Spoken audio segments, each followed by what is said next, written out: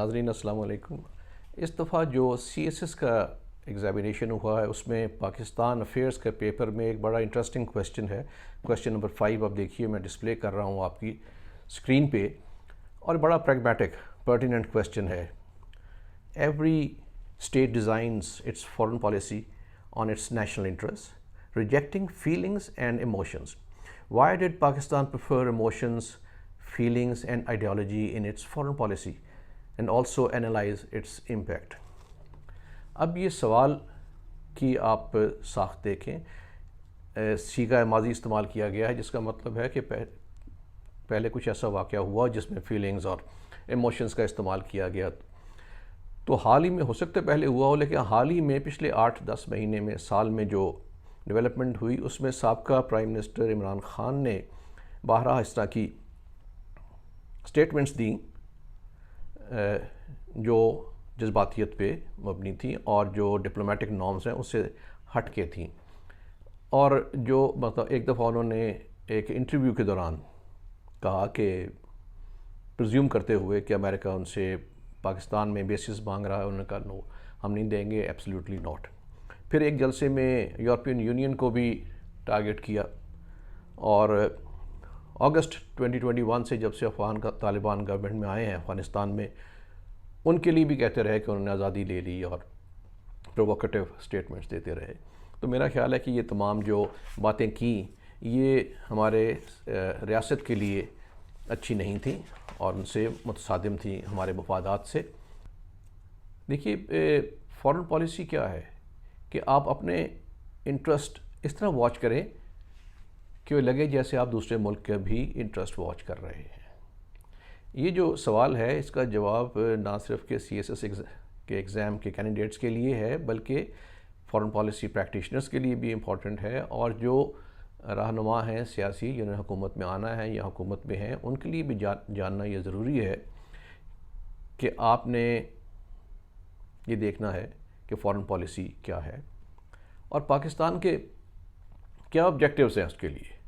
یعنی 3 مین آبجیکٹیوز تو ہیں۔ ایک تو ہے کہ پاکستان کی پراسپیرٹی کے لیے یا اکنامک ویل بینگ کے لیے کام کیا جائے، secondly security of Pakistan, external internal security, اور and good will of Pakistan. تیسری بات ہے کہ کمیٹی آف دا نیشنز میں ہمارا ایک فرینڈلی ریلیشنز ہو اور امیج بہتر ہو۔ اب تھوڑا اگر پیچھے جا کے دیکھیں کہ ہماری جو فارن پالیسی ہے اس کو 3-4 چیزیں میں شیئر کرنا چاہوں گا، جیسے کہ ہمارے فارن پالیسی بناتے ہوئے گائیڈنگ پرنسپلز کیا ہیں۔ تو 2 گائیڈنگ پرنسپلز بڑے واضح ہیں۔ Number 1 Quaid Azam Muhammad Ali Jinnah, founder of Pakistan, ان کا ویژن، اور سیکنڈلی جو کانسٹیٹیوشن آف پاکستان میں دیا گیا ہے۔ پہلے میں آپ کے سامنے ڈسپلے کر رہا ہوں جو قائد اعظم محمد علی جناح نے فارن پالیسی کے لیے کہا۔ یہ دیکھیے آپ کے سامنے ڈسپلے ہو رہا ہے۔ Our objective should be peace within and peace without. We want to live peacefully and maintain cordial, friendly relations with our immediate neighbors and with the world at large. Our foreign policy is one of friendliness and goodwill towards the nations of the world. We do not cherish aggressive designs against any country or nation and are prepared to make our utmost contribution to the promotion of peace and prosperity.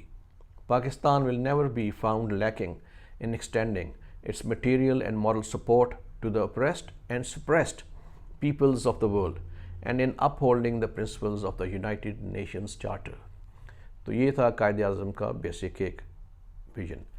اور secondly آپ دیکھیے کہ constitution of Pakistan کیا کہتا ہے foreign policy کے لیے۔ یہ آپ کے سامنے ڈسپلے ہو رہا ہے۔ آرٹیکل 40 یہ کہتا ہے The state shall endeavor to preserve and strengthen fraternal relations among Muslim countries based on Islamic unity, support the common interests of the people of Asia, Africa and Latin America, promote international peace and security, foster goodwill and friendly relations among all nations and encourage the settlement of international disputes by peaceful means. تو یہ 2 guiding principles ہیں۔ اس کے بعد آپ نے یہ دیکھنا ہے کہ ہم فارن پالیسی کو ڈیولپ کیسے کرتے ہیں۔ جیسے انہی باتوں میں سے نکالا گیا کہ پاکستان کی پراسپیرٹی کے لیے، سیکیورٹی کے لیے اور گڈ ول کے لیے ہم نے فارن پالیسی کو فارمولیٹ کرنا ہے، اور ہم نے آبجیکٹیوز اور ڈٹرمننٹس جو ہماری فارن پالیسی کے، یہ بھی میں آپ کے سامنے ڈسپلے کر رہا ہوں. میں پڑھوں گا نہیں، لیکن اس کا وہی 3 پوائنٹس ہیں mainly: prosperity, security and good ول. تو آپ یہ سامنے دیکھیں، آپ کے ڈسپلے ہو رہا ہے. تو اب یہ جو پوائنٹس ہیں، یہ جو ہمارے اسٹرکچرڈ ایک طریقہ کار ہے فارمولیشن آف فارن پالیسی اور امپلیمنٹیشن آف فارن پالیسی.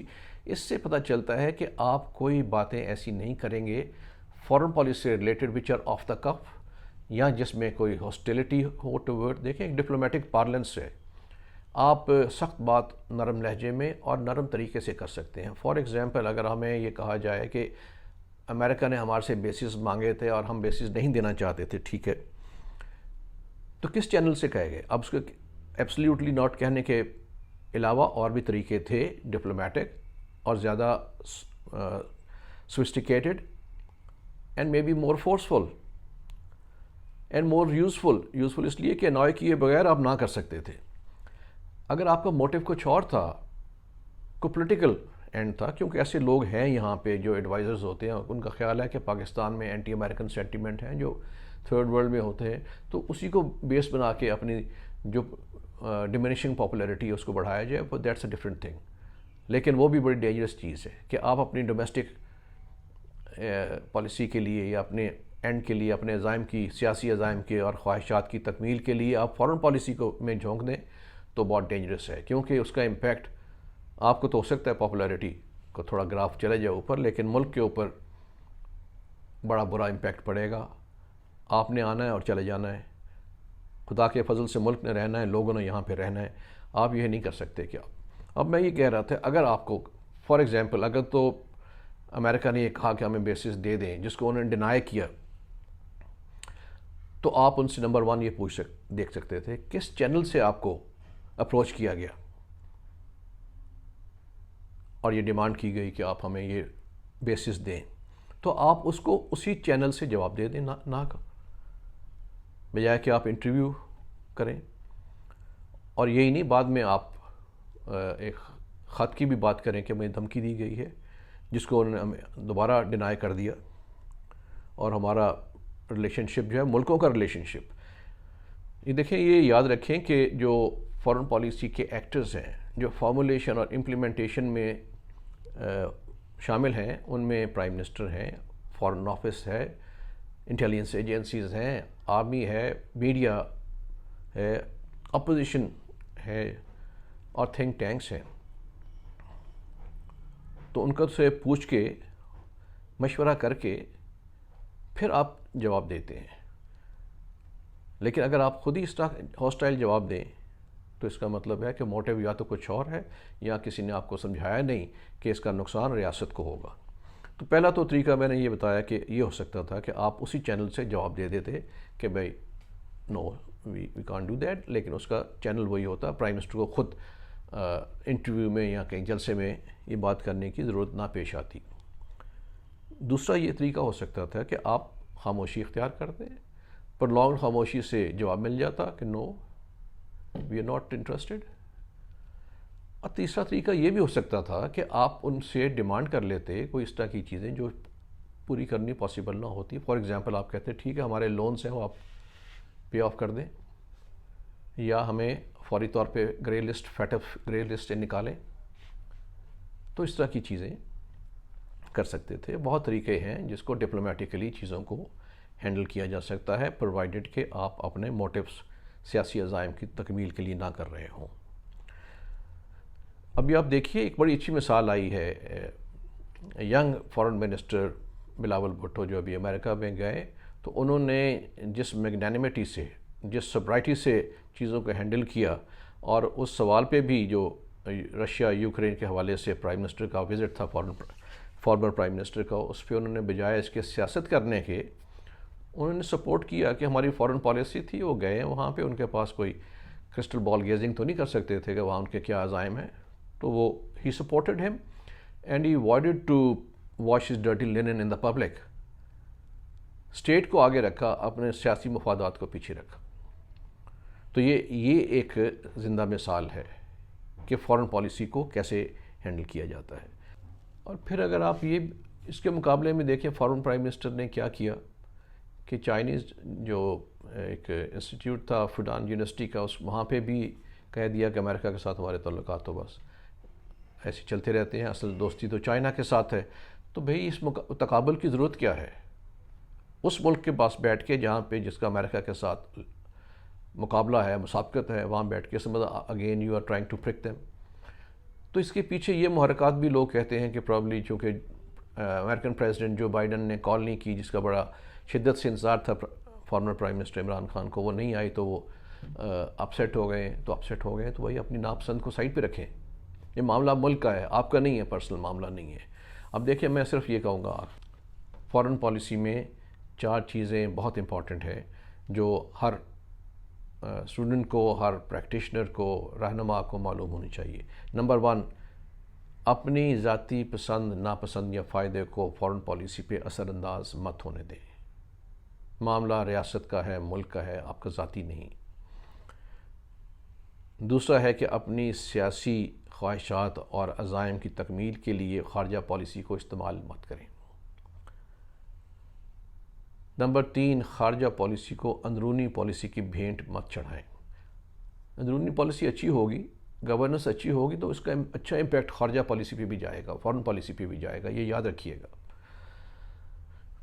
اور جہاں پہ خارجہ تعلقات پہ آپ کو غیر معمولی بیان دینے لگے ہیں یا نیگیٹو بیان دینے لگے ہیں تو کبھی خود مت دیں، ان کا ہمیشہ فارن آفس سے جو custodian of the foreign policy ہیں، جو ایکسپرٹس ہیں، ان سے رابطہ کر کے، مشورہ کر کے، وہ آپ کی ٹیم ہے، پھر آپ کو بیان دیجیے گا۔ اور میں اپنے تجربے کی بنیاد پہ کہنا چاہتا ہوں کہ میں ڈائریکٹر جنرل رہا ہوں پریزیڈنٹ کے ساتھ، اور فارن افیئرس کو ڈیل کیا ساتھ۔ پرائم منسٹر اور پریزیڈنٹ کبھی کوئی بیان منسٹری سے پوچھے بغیر، ٹاکنگ پوائنٹس لیے بغیر نہیں دیتے، کیونکہ انہیں معلوم ہوتا ہے کہ یہ معاملات سینسٹیو ہے، تو وہ مشورہ دیں گے کہ یہ پالیسی ہے اور یہ آج کل حالات ہیں، تو اس کے مطابق، اور تھوڑا ان کے ویژن کے مطابق ڈھال کے ان کو دے دیتے ہیں۔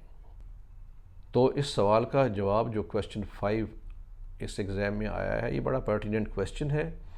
اس سے یہ بھی پتہ چلتا ہے کہ جو اسٹوڈنٹس خاص طور پہ CSS میں اپیئر ہوں اور باقی لوگ بھی، کہ آپ صرف اپنے سبجیکٹس پہ کانسنٹریٹ کرنے کے علاوہ آپ کو ارد گرد بھی نظر رکھنی ہے، معروضی حالات پہ نظر رکھنی ہے، معاشرتی سیاسی حالات پہ بھی نظر رکھنی ہے، تاکہ آپ کو کانٹیکسٹ کا پتہ ہو۔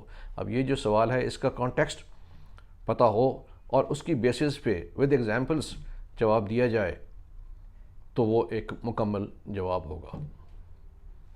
شکریہ۔